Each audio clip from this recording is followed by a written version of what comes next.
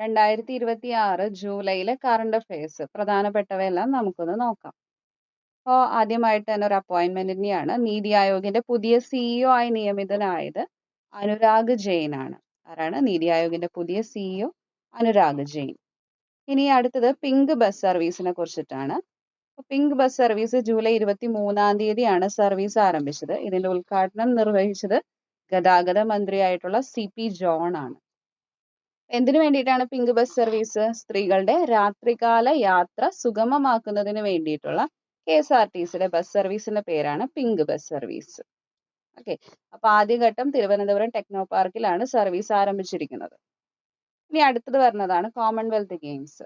അപ്പോൾ ഈ ഒരു PDF കോമൺവെൽത്തുമായി ബന്ധപ്പെട്ട് 2-3 പോയിന്റ്സ് മാത്രമാണ് ഉള്ളത്. ഇതൊരു ഷോർട്ട് വീഡിയോ ആയിട്ട് ചെയ്തിരിക്കുന്നതുകൊണ്ട് തന്നെ പലതും പലയിടങ്ങളിലാണ് കിടക്കുന്നത്. അപ്പോൾ ഈ ഒരു PDF നോട്ടിലുള്ള കോമൺവെൽത്തുമായിട്ട് റിലേറ്റ് ചെയ്ത കാര്യങ്ങളെല്ലാം നമുക്ക് ഒരുമിച്ചൊന്ന് പറഞ്ഞു പോകാം. അപ്പൊ 2026 കോമൺവെൽത്ത് ഗെയിംസിന്റെ വേദി സ്കോട്ട്ലൻഡിലെ ഗ്ലാസ്ഗോയിലാണ്. 23ാമത് കോമൺവെൽത്ത് ഗെയിംസ് ആണ് നടന്നത് കേട്ടോ. അപ്പോൾ ജൂലൈ 23 ആരംഭിച്ചത്. ഇന്ത്യ 13 ഇനങ്ങളിൽ മത്സരിക്കുന്നുണ്ട്. അപ്പൊ ഇതിനു മുന്നേ കോമൺവെൽത്ത് ഗെയിംസ് നടന്നത് ഏത് വർഷമാണ്? 2022 ബർമിംഗ്ഹാമിൽ വെച്ചിട്ടാണ്. ആ ഒരു സമയത്ത് ഇന്ത്യ 4ാം സ്ഥാനം നേടിയിരുന്നു. 22 സ്വർണം അന്ന് ലഭിച്ചിരുന്നു. ഇപ്പൊ കോമൺവെൽത്ത് ഗെയിംസ് അവസാനിച്ചിട്ടുണ്ട്. അപ്പൊ കൂടുതൽ കാര്യങ്ങൾ നമുക്ക് വേറൊരു വീഡിയോയിൽ ഉൾപ്പെടുത്തി ചെയ്യാം. ഇനി 2026 നടക്കുന്ന കോമൺവെൽത്ത് ഗെയിംസിന്റെ ഭാഗ്യചിഹ്നം പിന്നി എന്ന യൂണിക്കോൺ ആണ്. എന്താണ് ഭാഗ്യചിഹ്നം? എന്താണ്? പിന്നി എന്ന യൂണിക്കോൺ. അപ്പൊ പറഞ്ഞു 23ാമത്തെ കോമൺവെൽത്ത് ഗെയിംസ് ആണ് ഈ ജൂലൈയിൽ നടന്നത്. കോമൺവെൽത്ത് ഗെയിംസിന്റെ ചരിത്രത്തിൽ ആദ്യമായിട്ടാണ് ബ്രെയിൽ ലിപി മെഡലുകളിൽ ആലേഖനം ചെയ്തിട്ടുള്ളത്.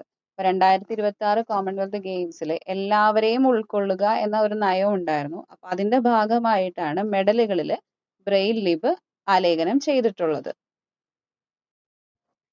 ഇനി ഈ ഒരു കോമൺവെൽത്ത് ഗെയിംസിൽ ഇന്ത്യക്ക് വേണ്ടിയിട്ട് ആദ്യത്തെ സ്വർണ്ണ മെഡൽ നേടിയത് മീരാഭായ് ചാനു ആണ്. ഇന്ത്യക്ക് വേണ്ടി ആദ്യ സ്വർണ്ണ മെഡൽ നേടിയത് മീരാഭായ് ചാനു. ഇനി ഇന്ത്യക്ക് വേണ്ടിയിട്ട് ആദ്യ മെഡൽ നേടിയതാണെങ്കിൽ ജാണ്ടു കുമാർ ആണ് കേട്ടോ. അപ്പൊ കോമൺവെൽത്തിൽ ഇന്ത്യക്കായി ആദ്യ മെഡൽ നേടിയത് ജാണ്ടു കുമാർ. അപ്പൊ കോമൺവെൽത്തിന്റെ നമ്മൾ ഏകദേശം ഇതിൽ ഉൾപ്പെടുത്തിയിരുന്ന പോയിന്റ്സ് എല്ലാം നമ്മൾ കണ്ടു. ഇനി മറ്റ് കറണ്ട് അഫയേഴ്സ് നോക്കാം. 2026 മീഥെയ്ൻ വാതക സ്ഫോടനം നടന്നത് സിക്കിമിലെ സമർദംഗ് തുരങ്കത്തിലാണ് മീഥെയ്ൻ വാതക സ്ഫോടനം നടന്നത്. ഇനി സംസ്ഥാന ആസൂത്രണ ബോർഡ് ഉപാധ്യക്ഷനായി നിയമിതനായത് KM ചന്ദ്രശേഖർ ആണ്. സംസ്ഥാന ആസൂത്രണ ബോർഡ് ഉപാധ്യക്ഷനായി നിയമിതനായത് KM ചന്ദ്രശേഖർ. ഇനി അതിന്റെ മറ്റു കാര്യങ്ങൾ നോക്കാം. ആസൂത്രണ ബോർഡ് അധ്യക്ഷൻ ആരായിരിക്കും? മുഖ്യമന്ത്രിയാണ്. അതിലുള്ള അംഗങ്ങളാണ് PK Kunhalikutty, Sunny Joseph, Mons Joseph, Shibu baby John, CP John എന്നിവർ. 16ാമത് ബ്രിക്സ് ഹെൽത്ത് മിനിസ്റ്റേഴ്സ് വേദി എവിടെയാണെന്ന് വെച്ച് കഴിഞ്ഞാൽ ചണ്ഡീഗഡിലാണ്. 16ാമത് ബ്രിക്സ് ഹെൽത്ത് മിനിസ്റ്റേഴ്സ് മീറ്റിംഗ് നടക്കുന്നത് ചണ്ഡീഗഡിലാണ്. അതുപോലെ ബ്രിക്സ് ഉച്ചകോടി 2026 18ാമത് ബ്രിക്സ് ഉച്ചകോടി നടക്കുന്നത് ഇന്ത്യയിലാണ്. അപ്പൊ അതുമായി ബന്ധപ്പെട്ട് പല മീറ്റിങ്ങുകളും നടക്കുന്നുണ്ട്. ഇപ്പൊ നമ്മൾ കണ്ടത് ഹെൽത്ത് മിനിസ്റ്റേഴ്സിന്റെ മീറ്റിംഗ് ആണ് ചണ്ഡീഗഡിലുള്ളത്. അതുപോലെ ബ്രിക്സിന്റെ വിദ്യാഭ്യാസ മന്ത്രിമാരുടെ മീറ്റിംഗ് നടക്കുന്നുണ്ട്. അത് ഭുവനേശ്വറിലായിരുന്നു. അപ്പോൾ ഓരോ വിഭാഗമായിട്ട് ഓരോ സ്ഥലത്തും നടക്കുന്നുണ്ട്. അപ്പൊ അതിന്റെ മറ്റൊരു വീഡിയോയിൽ നമുക്ക് ഡീറ്റെയിൽ ആയിട്ട് പറയാം കേട്ടോ. അപ്പോൾ ഇതിൽ നമ്മൾ ബ്രിക്സിന്റെ ഹെൽത്ത് മിനിസ്റ്റേഴ്സ് മീറ്റിംഗ് നടന്നത് ചണ്ഡീഗഡ്. 15 വയസ്സിന് താഴെയുള്ള കുട്ടികൾക്ക് സോഷ്യൽ മീഡിയ ഉപയോഗം നിരോധിക്കുന്ന ആദ്യത്തെ യൂറോപ്യൻ രാജ്യമാകുന്നത് ഫ്രാൻസ്. എന്താണ് പ്രത്യേകത? 15 വയസ്സിന് താഴെയുള്ള കുട്ടികൾക്ക് സോഷ്യൽ മീഡിയ ഉപയോഗം നിരോധിക്കുന്ന ആദ്യത്തെ യൂറോപ്യൻ രാജ്യം ഏതെന്ന് ചോദിച്ചു കഴിഞ്ഞാൽ അത് ഫ്രാൻസ് ആണ്. ഇനി ഫ്രാൻസിൽ തന്നെ ഉഷ്ണതരംഗത്തെ തുടർന്ന് എന്ത് ചെയ്തിട്ടുണ്ട്? 3 ആണവ റിയാക്ടറുകൾ അടച്ചിട്ടുണ്ട്. ഉഷ്ണതരംഗത്തെ തുടർന്ന് 3 ആണവ റിയാക്ടറുകൾ അടച്ചതാണ് ഫ്രാൻസ്. 72ാമത് ദേശീയ ചലച്ചിത്ര പുരസ്കാരം പ്രഖ്യാപിച്ചിരുന്നു. അതിൽ മികച്ച നടനായിട്ടുള്ളത് മമ്മൂട്ടിയാണ്. രാജ്യത്ത് ആദ്യമായി വികസിപ്പിച്ച സ്വകാര്യ ഓർബിറ്റൽ റോക്കറ്റ് ഏതാണെന്ന് വെച്ച് കഴിഞ്ഞാൽ വിക്രം 1 ആണ് കേട്ടോ. അപ്പോൾ രാജ്യത്ത് ആദ്യമായി വികസിപ്പിച്ച സ്വകാര്യ ഓർബിറ്റൽ റോക്കറ്റ് ആണ് വിക്രം 1. ജൂലൈ 18 തീയതി ആയിരുന്നു ഇതിന്റെ വിക്ഷേപണം. സതീഷ് ധവാൻ സ്പേസ് സെന്ററിൽ നിന്നായിരുന്നു. അപ്പോൾ ഈ ഒരു റോക്കറ്റ് വിക്ഷേപിച്ച ഏജൻസി ഏതാണ്? സ്കൈ റൂട്ട് എയ്റോസ്പേസ്. ഏതാണ്? സ്കൈ റൂട്ട് എയ്റോസ്പേസ്. ഇനി ഇതിന്റെ പിന്നിൽ പ്രവർത്തിച്ച ശാസ്ത്രജ്ഞർ ആരാന്ന് വെച്ച് കഴിഞ്ഞാല് പവൻ കെ ചന്ദന, നാഗ്ഭാരത് ഡാക്ക. അപ്പൊ ഇവര് ISROയിലെ മുൻ ശാസ്ത്രജ്ഞരായിരുന്നു. ഇവര് രണ്ടുപേരും ചേർന്നിട്ടാണ് ഇതിന്റെ ഒരു ഫൗണ്ടറും അതുപോലെ തന്നെ ഈ ഒരു വിക്രം 1 വികസിപ്പിക്കാൻ വേണ്ടിയിട്ടുള്ള ചുക്കാൻ പിടിച്ച വ്യക്തികൾ. പവൻ കെ ചന്ദന, നാഗ്ഭാരത് ഡാക്ക. ഈ ഒരു സാങ്കേതിക വിദ്യ, സ്വകാര്യ ഓർബിറ്റലിലൂടെയുള്ള റോക്കറ്റ് വിക്ഷേപണം സാധ്യമാകുന്ന, അങ്ങനെ ഒരു സാങ്കേതിക വിദ്യ സാധ്യമാകുന്ന 3ാമത്തെ രാജ്യമാണ് ഇന്ത്യ. ഇനി അടുത്തതും ഒരു സ്പേസുമായി ബന്ധപ്പെട്ടൊരു കറണ്ട് അഫയർ ആണ്. ബഹിരാകാശത്ത് എത്തുന്ന ആദ്യ ഒരു ഇന്ത്യൻ വംശജനായിട്ടുള്ള ഒരു മലയാളി ആരാണ്? അനിൽ മേനോനാണ്. ഇന്ത്യ UK സ്വതന്ത്ര വ്യാപാര കരാർ ജൂലൈ 15 മുതൽ പ്രാബല്യത്തിൽ വന്നിട്ടുണ്ട്. ഇന്ത്യ UK സ്വതന്ത്ര വ്യാപാര കരാർ ജൂലൈ 15 മുതൽ പ്രാബല്യത്തിൽ വന്നു. ഇനി നമുക്ക് ജൂലൈയിൽ പണപ്പെരുപ്പം 4.38% ഉയർന്നിരുന്നു.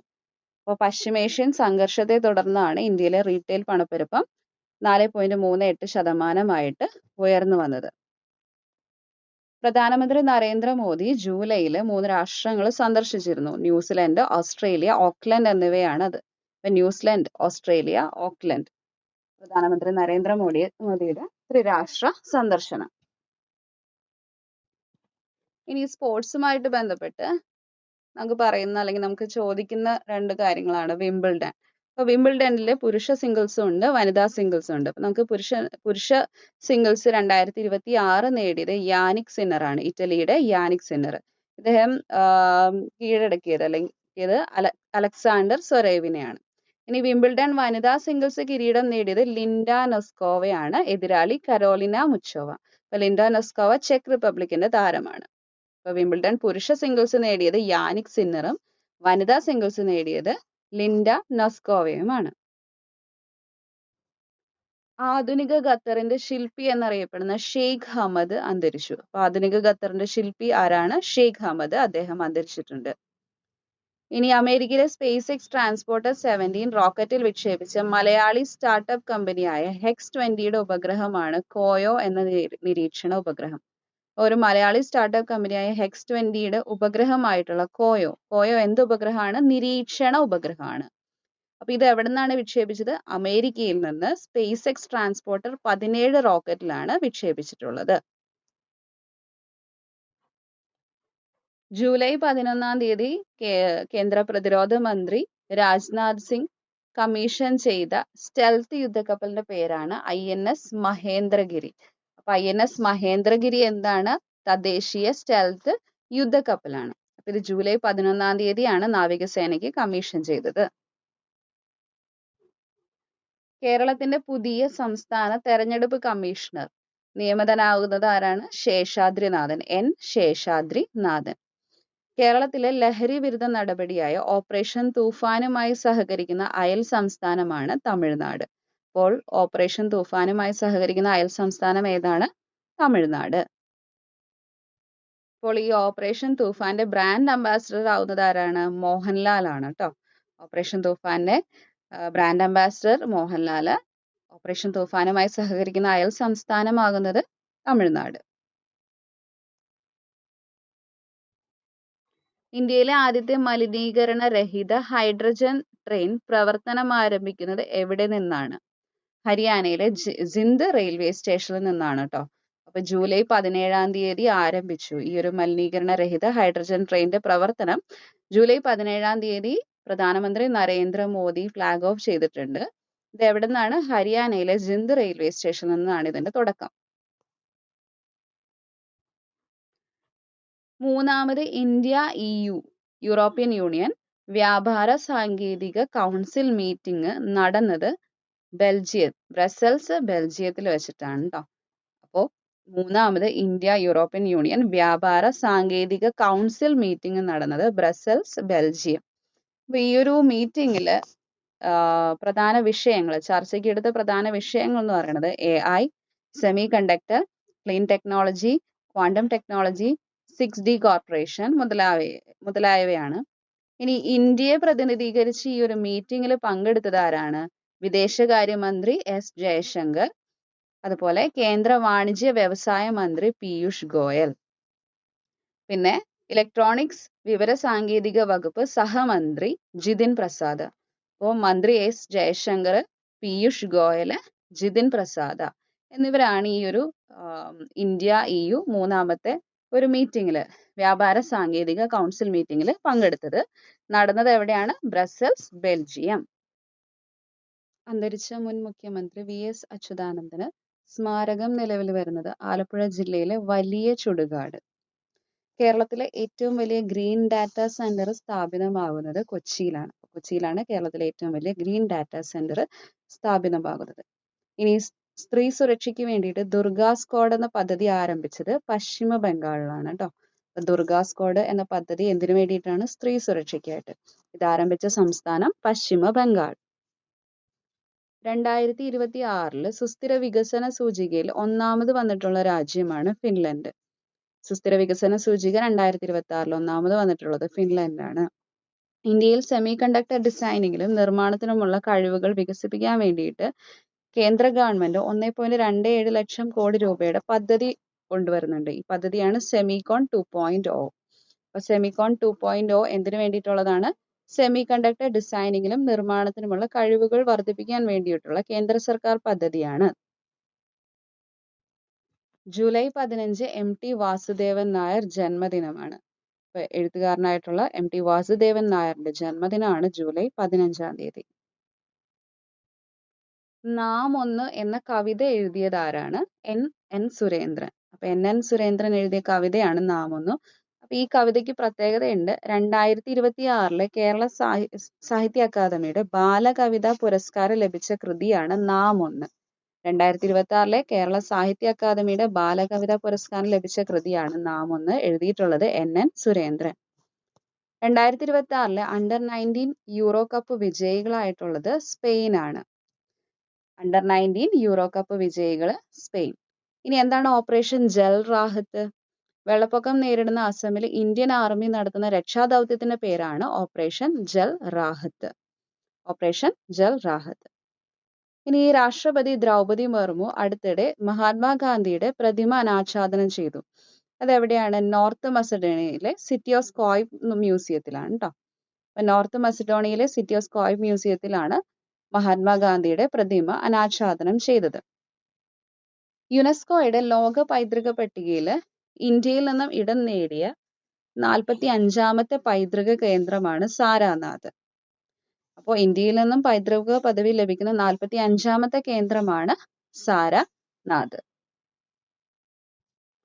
നീറ്റ് പരീക്ഷയുമായി ബന്ധപ്പെട്ട ക്രമക്കേടുകളുമായി ബന്ധപ്പെട്ട് സമരങ്ങളും കാര്യങ്ങളൊക്കെ ഉണ്ടായല്ലോ. അതിന് ശേഷം വിദ്യാഭ്യാസ മന്ത്രി ധർമ്മേന്ദ്ര പ്രധാൻ എന്ത് ചെയ്തിരുന്നു? രാജിവെച്ചിരുന്നു. അപ്പൊ അതേ തുടർന്ന് വിദ്യാഭ്യാസ മന്ത്രിയെ ചുമതലയേറ്റത് ആരാണ്? പ്രഹ്ലാദ് ജോഷിയാണ്. അപ്പൊ ഇദ്ദേഹം നിലവിലെ ഭക്ഷ്യ പൊതുവിതരണ ഉപഭോക്തൃ പുനർ ഉപയോഗ ഊർജ വകുപ്പിലെ മന്ത്രിയാണ്. അപ്പൊ ധർമ്മേന്ദ്ര പ്രധാൻ രാജിവെച്ചതിനെ തുടർന്ന് പ്രഹ്ലാദ് ജോഷി വിദ്യാഭ്യാസ മന്ത്രിയായി ചുമതലയേറ്റു. ജൂലൈ 26 കാർഗിൽ വിജയ് ദിവസമായിട്ട് നമ്മൾ ആചരിക്കുന്നത്. അപ്പൊ ഈ ഒരു കാർഗിൽ യുദ്ധത്തിൽ ഇന്ത്യ നടത്തിയ ഓപ്പറേഷന്റെ പേരാണ് ഓപ്പറേഷൻ വിജയ്. ഇനി ഫിഡെ ഇടക്കാല അധ്യക്ഷ പദവിയിലെത്തുന്ന ആദ്യ ഇന്ത്യക്കാരനാകുന്നത് ആരാണ്? വിശ്വനാഥൻ ആനന്ദാണ്. അപ്പോൾ ഇടക്കാല അധ്യക്ഷ പദവിയാണ് ഇദ്ദേഹത്തിന് ലഭിക്കുന്നത് ഫിഡെയുടെ. കേരള സർക്കാരിന്റെ നിർധന ചികിത്സാ പദ്ധതിയുടെ പേരാണ് വൺ കേരള കരുതൽ മിഷൻ.